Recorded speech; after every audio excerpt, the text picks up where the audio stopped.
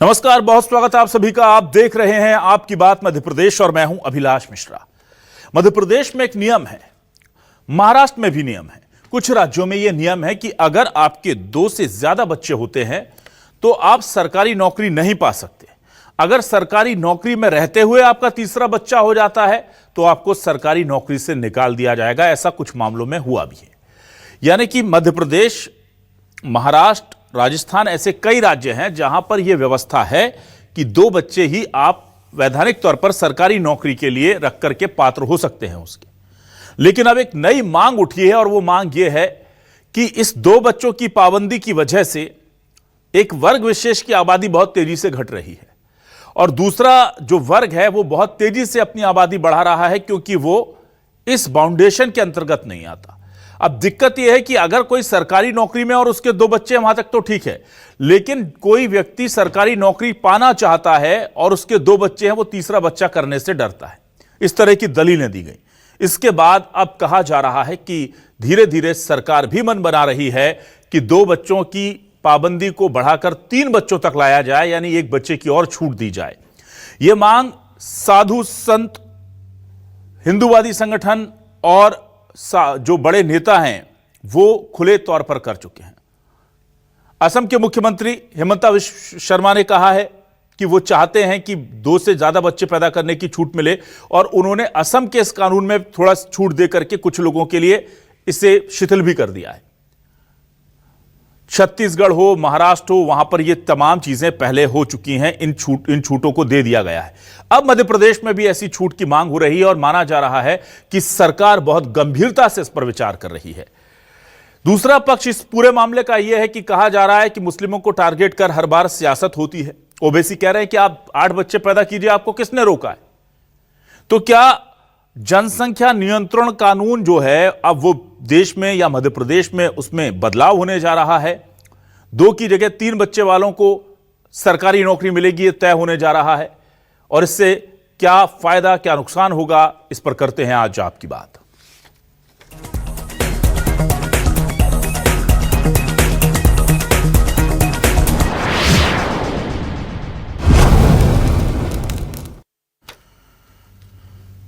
तो इस पूरे मामले के केंद्र में 2 पक्ष हैं, एक हिंदू पक्ष है, एक मुस्लिम पक्ष है।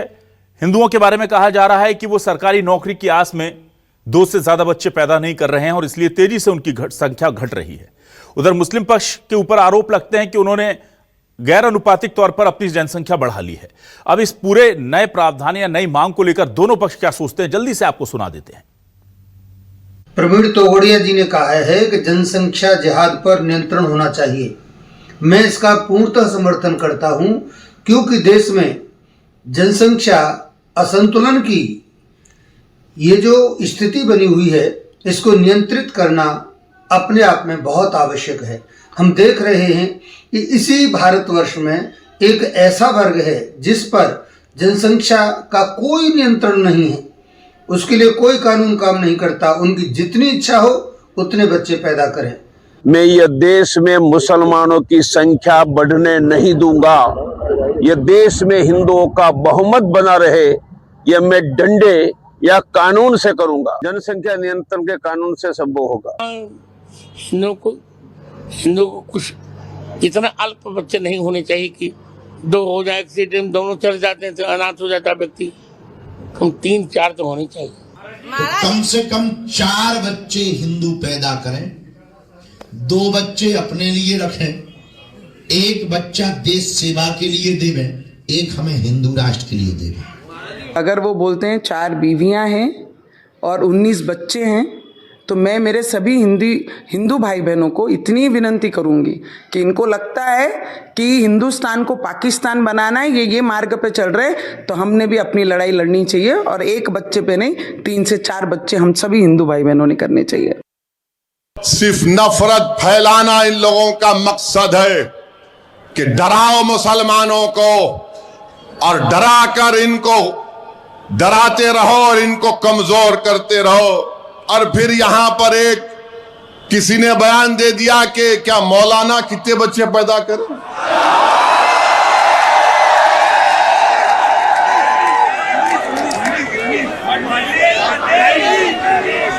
मौलाना 19 बच्चे पैदा किए। मौलाना मैं हार गया 6 में, आप 19 में कामयाब हो गए। मेरे को 6 है, दाढ़ी वाइट हो जा रही। मौलाना से मिलना चाहूंगा, पुंजानी साहब जरा मिला दो। उनका हाथ लेके चूमता हूं अम्मा। तो किसी ने कह दिया हमको भी 4 पैदा करना है। 4 नहीं 8 पैदा करवा। कौन रोक रहा आपको? जनता के बीच में ये लोग एक उलझन पैदा कर रहे हैं। इन्हीं की विचारधारा के बाबा बागेश्वर, नवनीत राणा, मोहन भागवत जी, ये सब तो कहते हैं कि साहब 4 बच्चे पैदा करो, 2 बच्चे सनातन के लिए दो, 2 बच्चे घर रखो। सरकार कहती है हम 2 हमारे 2, अब सरकार कह रही है हम 2 हमारे 3। तो इन सभी लोगों को एक जगह बैठ के पहले डिसाइड करना चाहिए कि जनता आखिर करे क्या।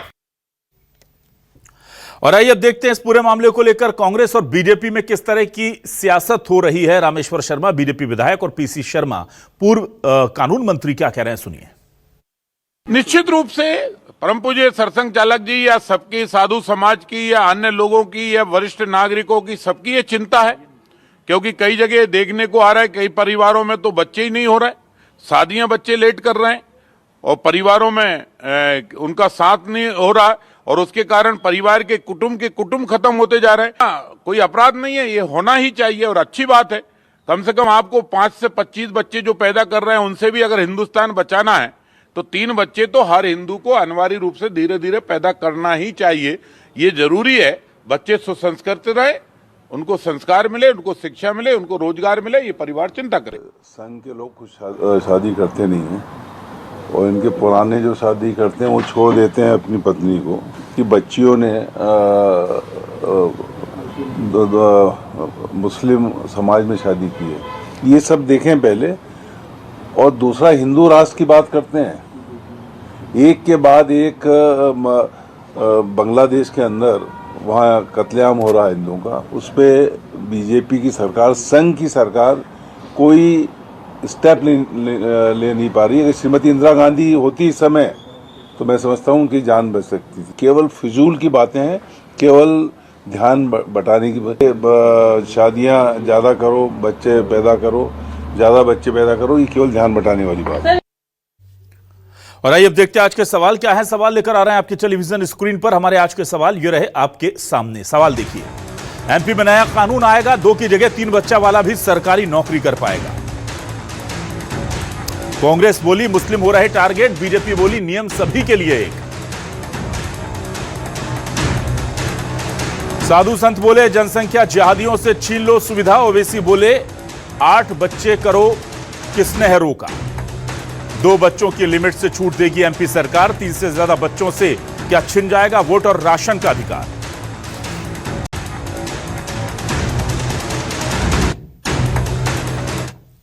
और आइए सीधे रुक करूंगा अपने खास मेहमानों का। मेरे साथ आज कांग्रेस से जुड़ रहे हैं डॉक्टर विक्रम चौधरी, बहुत स्वागत करूंगा उनका।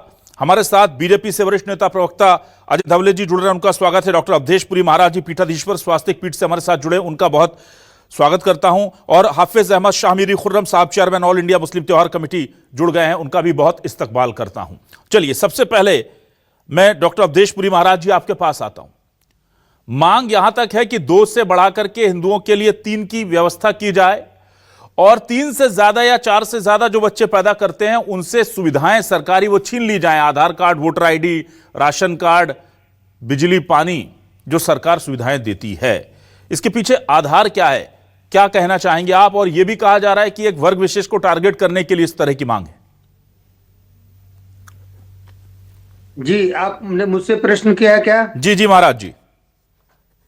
जी हाँ, तो इसके पीछे तो बहुत बड़ा एक लॉजिक है। ये कोई आकाश पाताल की बात नहीं है। लोग अपने ढंग से भले ही ऐसा कह दें कि कुछ भी बोल रहे हैं। हाँ। कुछ भी नहीं बोला जा रहा है। जब देश एक है तो कानून एक होना चाहिए। सुविधाओं का ख्याल अगर रखा जा रहा है तो फिर पूरे देश की सुविधाओं का ख्याल रखा जाना चाहिए। ऐसा नहीं हो सकता कि एक वर्ग जो है 5 और 25 पैदा करे और दूसरा वर्ग जो है वो 1 पर सिमट जाए, 2 पर सिमट जाए। ये गलत बात है। अगर 2 बच्चा पैदा करने की नीति है तो 2 बच्चे पैदा करने की नीति देश में रहने वाले प्रत्येक नागरिक पर लागू होनी चाहिए। अगर ये नीति प्रत्येक नागरिक पर लागू होती तो फिर ये जनसंख्या का जो असंतुलन हो रहा है, ये आंकड़े जो गवाही दे रहे हैं, आखिर ऐसा क्यों होता? तो ठोस जो मांग है, या कि एक मांग नहीं, ये इस देश की आवश्यकता है, वो यह है कि एक देश एक कानून, जनसंख्या नियंत्रण। जब तक सरकार जनसंख्या नियंत्रण कानून नहीं लाएगी और ये जनसंख्या का असंतुलन इसी प्रकार से चलता रहेगा, तो मैं समझता हूं कि बिल्कुल भी उचित नहीं है इस देश के लिए। एक वर्ग बेचारा टैक्स देता रहता है, दूसरा वर्ग उन सुविधाओं का उपभोग करते रहते हैं 5 और 25 बच्चे पैदा करके। ये गलत बात है ना भाई। अगर आपको नियम बनाना है 3 बच्चे का, तो सभी लोगों के लिए बनाइए। एक नियम होना चाहिए, एक कानून होना चाहिए, एक देश, एक संविधान, एक कानून, एक निशान। ये जो बात है, भाजपा भी ये बात कहती है, तो इसका पालन होना चाहिए। लेकिन महाराज जी, एक को 2 पर रोक दो और दूसरे को 25 की आजादी दे दी जाए। महाराज जी रोका किससे है? हिंदुओं को या किसी और वर्ग को?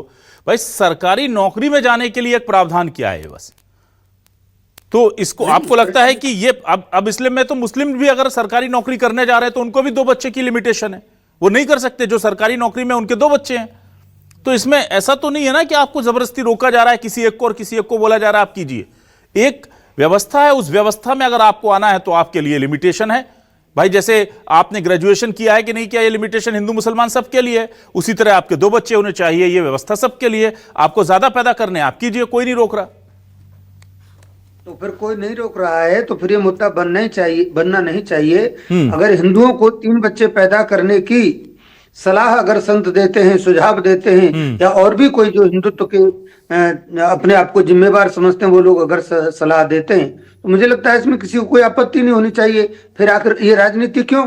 फिर ऐसे बयान क्यों आते हैं कि हिंदुओं को बरगला रहे हैं, कि भटका रहे हैं, कि ऐसा क्या होगा, कहां से आएगी, कहां से एजुकेशन आएगी, कहां से हॉस्पिटलाइजेशन होगा उनका?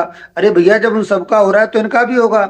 जब 25 का हो रहा है तो 3 का भी होगा। सीधा सा प्रश्न है। ठीक है। तो कहने का तात्पर्य है, फिर इस प्रकार के आरोप नहीं लगाने चाहिए।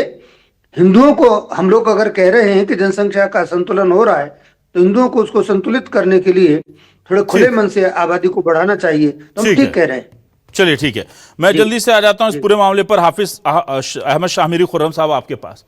खुर्रम साहब जरा ये बताइए, चूंकि लगातार ये मामला सुर्खियों में रहा है और अब मांग ये हो रही कि एक तरफ या तो इन्हें छूट दे दीजिए या ये सब पर एक सा कर दीजिए, ताकि संसाधनों पर सबका बराबर हक हो। और ये जब ये संसाधनों की बात होती है तब ये थोड़ा जायज लगता है कि भाई अगर सरकार किसी को कह रही है कि हम आपको फ्री में राशन दे रहे हैं या पानी दे रहे हैं या बिजली दे रहे हैं, तो फिर दिक्कत वहां जाकर के होती है संसाधनों के लिहाज से।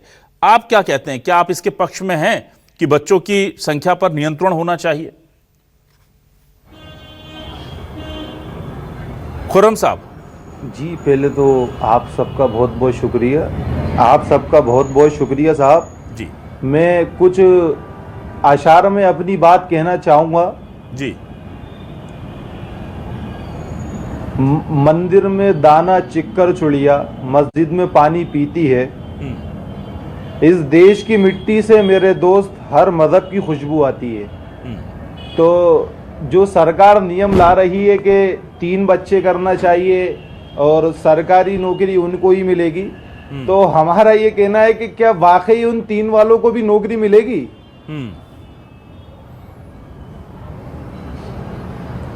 मेरा सवाल है ये कि क्या वाकई उन 3 वालों को भी नौकरी मिलेगी?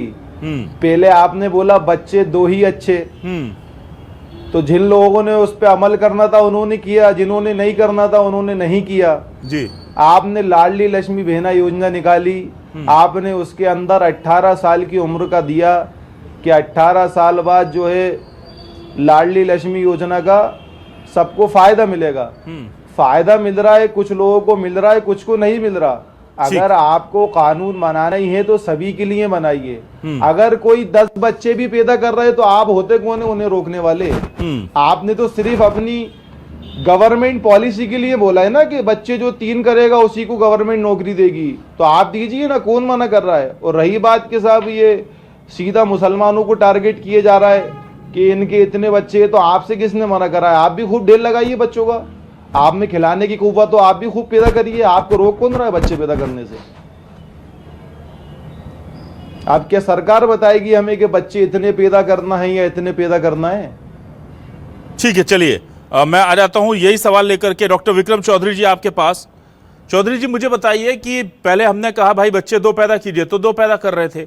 अब चूंकि कई राज्यों ने इस नियम को शिथिल किया है, जितनी मेरी जानकारी है, और असम से मुख्यमंत्री जो हैं हेमंता विश्व शर्मा जी, उन्होंने भी कहा है कि नहीं, 3 बच्चों की लिमिटेशन जो है वो मिलनी चाहिए, ताकि जनसंख्या में जो अनुपातिक गड़बड़ी आ रही है वो ठीक ना। और ये ऑन पेपर है, ऑन रिकॉर्ड है कि अनुपात जो है वो डिस्टर्ब हो रहा है, ये कहते हैं बीजेपी के नेता या हिंदुवादी संगठन के नेता। आप क्या कहेंगे? देखो, बीजेपी के लोग पढ़े लिखे तो होते नहीं, शाखाओं में जाते हैं और इनको जो पट्टी पढ़ा दी जाती है वो उनको बताते हैं। मैं आपको बताऊं कि जो अनुपातिक है और जो ऑन रिकॉर्ड है और जो रिपोर्ट्स कहती हैं, उसमें तो अभी भी जो हिंदुओं की जो ग्रोथ रेट है, हिंदुओं की जो प्रजनन दर है, वो अभी भी ज़्यादा है, मुसलमानों की अपेक्षाकृत कम है। और मुसलमानों में लॉन्ग टर्म में जो रिपोर्ट्स आ रही हैं, लॉन्ग टर्म में मुसलमानों में जैसे जैसे शिक्षा आ रही है, और रिपोर्ट्स भी हैं कि उनकी प्रजनन दर जो है गिर रही है हिंदुस्तान में।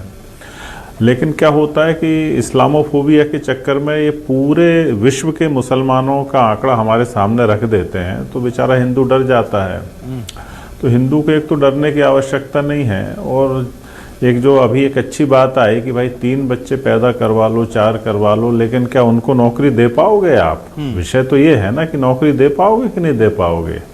अब मैं जहाँ तक ये समझता हूँ कि बच्चे जो है, जो नौकरी के संदर्भ है वो तो अलग भूल जाइए आप, बाकी जो लोग खेती से जुड़े हैं, जिनके अपने व्यापार हैं, जिनकी मजदूरी है, उनको तो किसी ने कुछ रोका नहीं है। वो हिंदू है, मुसलमान हो, वो अपनी अभिरुचि और अपनी क्षमताओं के हिसाब से बच्चे पैदा करते हैं। ये इसमें कोई फरमान किसी का जारी हो नहीं सकता है।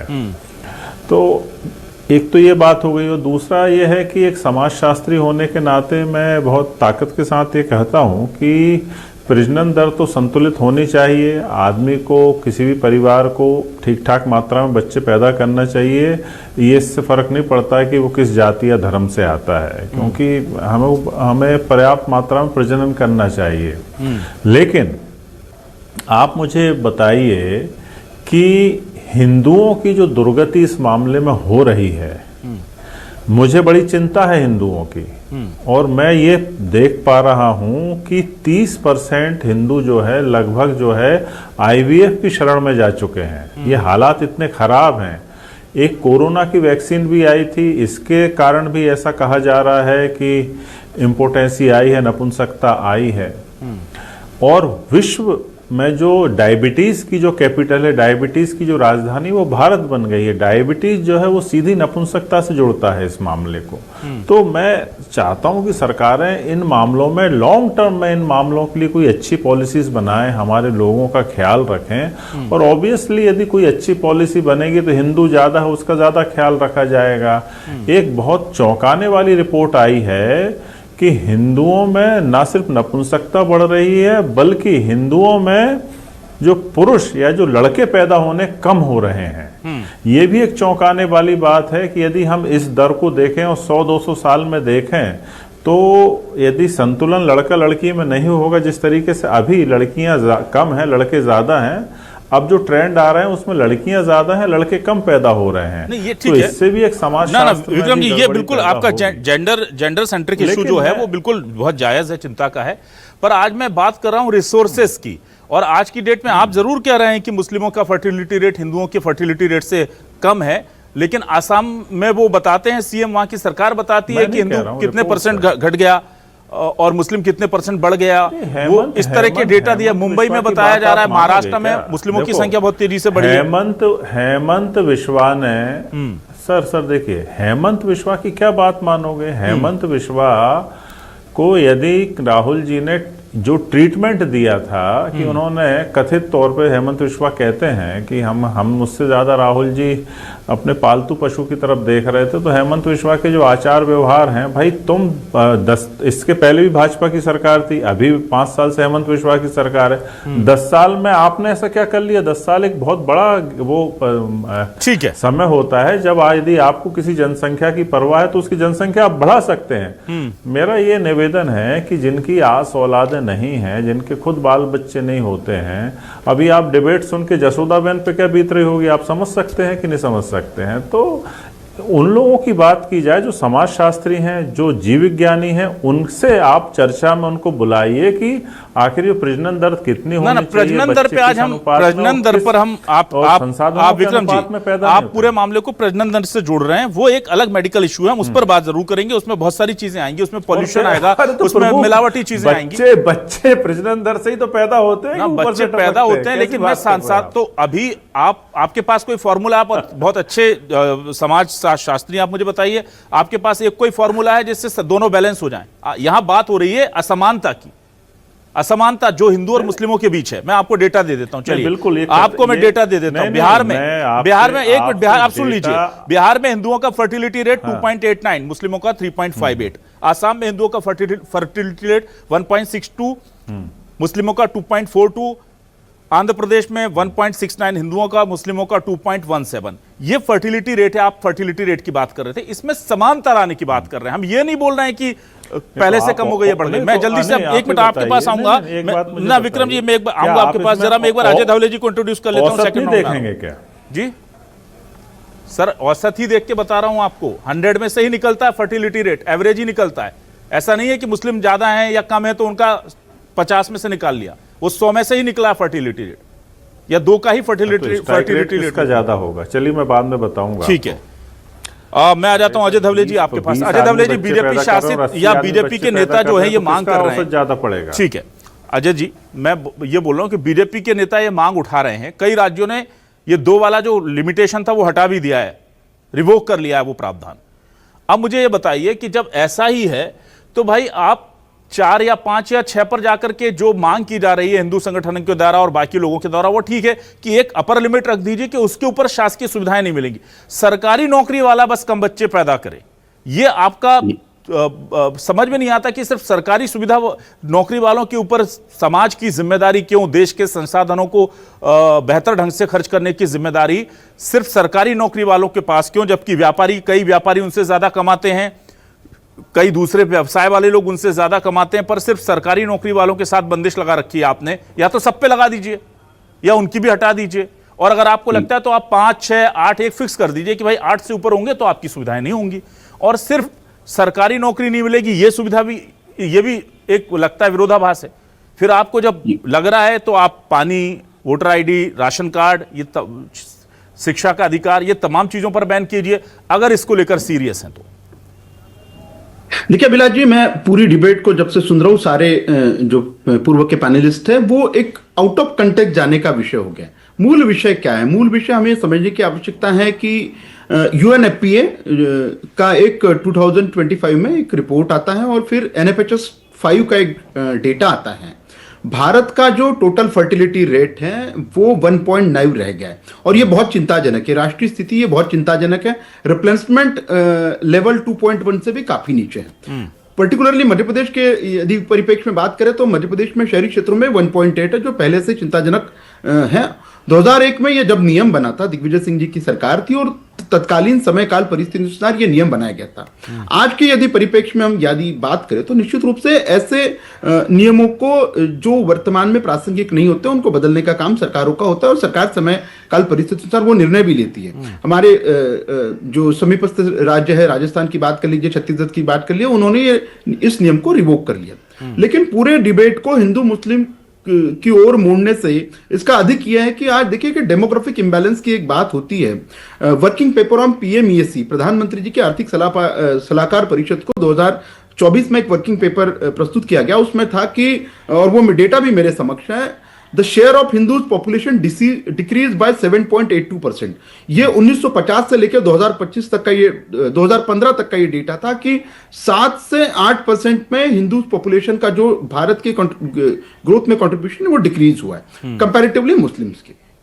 लेकिन एक डेमोग्राफिक इंबैलेंस की हम बात करते हैं या जिस प्रकार से टोटल फर्टिलिटी रेट कम हो रहा है, तो कहीं ना कहीं हम जापान या चीन, जो आज वो बहुत एक चिंताजनक स्थिति से गुजर रहे हैं, जहां औसतन जो वयस्क लोग हैं उनकी आबादी बढ़ रही है और युवाओं की आबादी कम हो रही है। लेकिन हम एक विकसित राष्ट्र का सपना देखते हैं, हम 2047 में विकसित भारत की संकल्पना देखते हैं। क्या ऐसे विकसित भारत में हमारा अवयस्क पॉपुलेशन जो है, हमारा जो हम कहेंगे कि हमारे पास युवा नहीं रहेंगे और हमारे पास में उम्र दराज लोगों लोगों की संख्या अधिक रहेगी तो उस देश की आप गति समझ सकते हो किस प्रकार से वो डेमोग्राफिक डिविडेंड मांगेगा। तो कहीं ना कहीं इस दृष्टि से देखने की आवश्यकता, समग्रता से देखिए इसको। रिलीजियसली अगर इसको आप सेग्रीगेट करने लगेंगे तो मुझे नहीं लगता कि इस पूरा विषय पे विरोधाभासी विषय निकल के आएंगे। हमारे कांग्रेस के साथी विक्रम जी इसको अलग अलग दृष्टिकोण से देख रहे थे, भारतीय जनता पार्टी, और उन्होंने प्रधानमंत्री जी के परिवार पे और फिर संघ परिवार पे भी टिप्पणियां करने का प्रयास किया। लेकिन मैं आपको हिस्टोरिकल उदाहरण दे देता हूं। देखिए 1975 से लेकर 77 तक के इमरजेंसी इन फोर्स थी।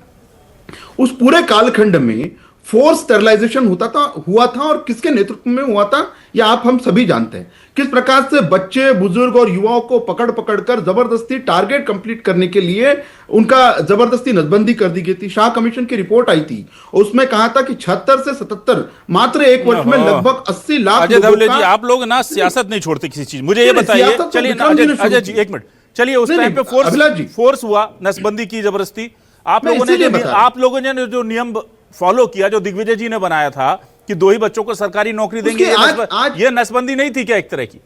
आप लोगों ने बस उतना था कि वहां तो खर्चा भी उन्होंने उठाया, गाड़ी भी उनकी थी। यहां आप लोगों ने ऐसा प्रावधान कर दिया कि बेटा पैसा भी तुम दो, गाड़ी भी तुम ही दो, अस्पताल जाओ, नसबंदी कराओ और घर बैठो, सरकारी नौकरी चाहिए। फिर ये आप लोग पॉलिटिक्स ज्यादा कर रहे हैं। मैं बात कर रहा हूं, मैंने साइंटिफिक डेटा के साथ में बात की ना, साइंटिफिक डेटा आप छुपा गए। अब मैं आपको धवले जी वो भी बता देता हूं। विक्रम चौधरी जी जो कहना चाह रहे थे, आपने बिल्कुल बताया हिंदुओं की फर्टिलिटी रेट 7.1 कम हुआ है, लेकिन आपने यह नहीं बताया कि मुस्लिमों का कितना कम हुआ है।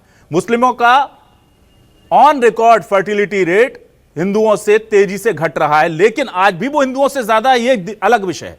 लेकिन हाँ, अगर कम होने की बात हो जाएगी, इम्बैलेंस की क्या होगा अभिलाष जी? हाँ, आप मानते हैं कि डेमोग्राफिक इम्बैलेंस ये जूझती हुई समस्या है। अब आप मुद्दे पर आए ना, आप मुद्दे पर ही नहीं आ रहे थे। आपको मुद्दे पर लाने के लिए मुझे वो आंकड़े बताने पड़े जो आप नहीं बता रहे थे। चलिए मैं शामिर खुर्रम साहब के सब पास आ जाता हूं। खुर्रम साहब देखिए, बात यहां पर इस बात की नहीं है, हिंदुओं की बच्चों को बढ़ाने की संख्या तेजी से कम हो रही है। मुस्लिमों में भी अब जाहिर सी बात है कि वो पढ़ लिख रहे हैं, उनको समझ आ रहा है कि हम जितने बच्चों का अच्छा लालन पालन कर सके, उन्हें पढ़ाना है, उन्हें अच्छे स्कूलों में एडमिशन दिलाना है, वो भी अपनी जिम्मेदारी समझ रहे हैं। वहां पर भी कमी आई है और हिंदुओं की अपेक्षा ज्यादा तेजी से कम हो रहा है। लेकिन आज भी बढ़ने की जो संख्या है उसमें मुस्लिम ज्यादा है। भाई पहले 20 की संख्या से बढ़ रहे थे, आप मान लीजिए एग्जांपल दे रहा हूं, अब 10 की संख्या से बढ़ रहे हैं, और हिंदू पहले 10 की संख्या से बढ़ रहे थे, वो अब 8 की संख्या से बढ़ रहे हैं। तो वो 2 का डिफरेंस है अभी भी। अब यह कहा जा रहा है कि भाई देश में एक समानता लाने के लिए ऐसे नियम लाओ जो सब पर एक साथ लागू हों, ये नहीं कि सरकारी नौकरी है ये वो। तो आपको क्या लगता है ये होना चाहिए? क्योंकि संसाधन तो लिमिटेड है, जमीन उतनी है, पानी उतना है, जगह उतनी है, संसाधन उतने हैं। तो क्या 6, 7, 8 किसी पर एक कैपिंग लगा करके ऐसा किया जाना चाहिए? मुस्लिम समाज की क्या सोच है?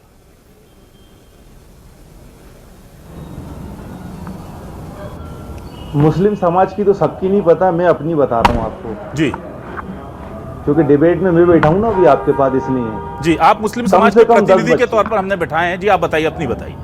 ये व्यक्तिगत चॉइस होती है, इसकी आपको आजादी देते हैं। कम से कम 10 बच्चे, कम से कम हर समाज, हर जाति के अंदर 10 बच्चे हैं। और जो इतनी बात हो रही है कि हिंदू घट रहे हैं, छिंदवाड़ा में कफ सिरप वाला कांड हुआ जो अभी बच्चे मर गए, उसमें कितने हिंदू मर गए? क्या गवर्नमेंट उन बच्चों को वापस लाके देगी? इंदौर में जो अभी हुआ, अभी तमाम जगह इतने बड़े बड़े मुद्दे देखने को मिले, इतने बड़े बड़े काम हो गए, उस पर कोई सरकार काम करेगी क्या?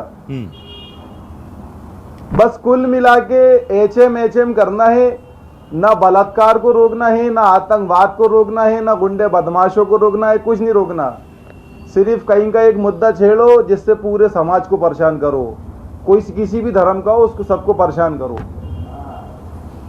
अगर आप सरकारी नौकरी पे बात कर रहे हैं तो 10 बच्चे होना चाहिए कम से कम। गवर्नमेंट सैलरी भी तो दे रही है ना उस हिसाब की, तो हिसाब से सब पल भी जाएंगे। और फिर जो सरकारी नौकरी नहीं कर रहे हैं, जो अपने कारोबार कर रहे हैं, कोई मजदूरी कर रहा है, किसी का बिजनेस है, तमाम चीजें कर रहे हैं अपने बच्चों को पालने के लिए, तो गवर्नमेंट उसमें भी परेशान करने आ जाती है। कभी टैक्स बढ़ा देगी, कभी कुछ कर देगी, कभी कुछ कर देगी। आप अगर सही करना है तो इन चीजों को सही करिए। आप ये बच्चों पे नहीं आइए, आपके इतने बच्चे करेंगे तो गवर्नमेंट नौकरी मिलेगी, या तो फिर सीधा कह दिया आप खुले तौर पर, क्योंकि आपकी सरकार है, आप फैसला कर सकते हैं, खुला कह दिया आप, खुला, जिसके इतने बच्चे होंगे उसी को सरकारी नौकरी मिलेगी, अन्यथा इससे एक भी ज्यादा होंगे तो नहीं मिलेगी। ठीक है।